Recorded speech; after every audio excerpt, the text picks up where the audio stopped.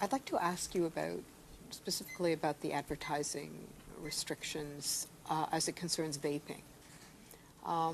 And we heard a lot about this from our witnesses. And I know that the bill does not include the same tight restrictions for vaping as it does for tobacco.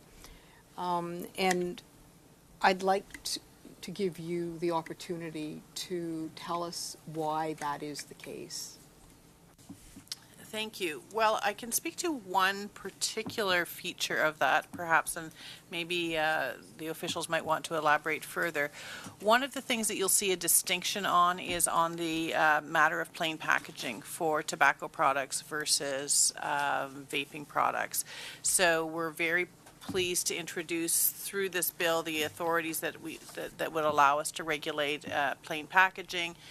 We know that this works, and we know that, for instance, putting restrictions around the kind of font that can be used, the colors of packages, taking away the ability to put sparkly colors and logos on tobacco products.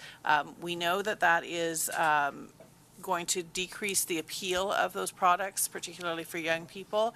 We also believe that it fully meets the requirements of our Charter of Rights and Freedoms, and this is something that has been addressed in other countries that have obviously their own constitutions to deal with. But in order for the ability to be able to put those restrictions on plain packaging around tobacco products is because the Charter allows us to be able to do that when the evidence is absolutely abundant that the public health risks associated with these products outweighs the rights of the industry to be able to promote themselves. In the case of vaping products, we are not dealing with the same type of balance in terms of the evidence of firm evidence of harm, and that being outweighed by the ability of an industry to be able to promote itself. So, not being a lawyer, perhaps someone else one of my colleagues did I? How was that? Very well. How's that for my charter explanation? But that hopefully will help to understand the differences in terms of much tighter controls on packaging, for example.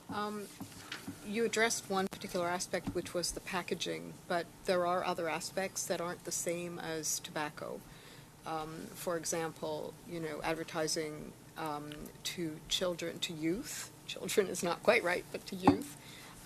So information fact advertising is permitted, and lifestyle advertising is permitted for adults. And we did have particular testimony here about the fact that lifestyle advertising is risky because it might appeal to youth, and still youth will see it, and it still may increase their use of e-cigarettes. So what we had proposed to us was that we should have only information and fact advertising and do away with all lifestyle advertising. I'd like your response to that.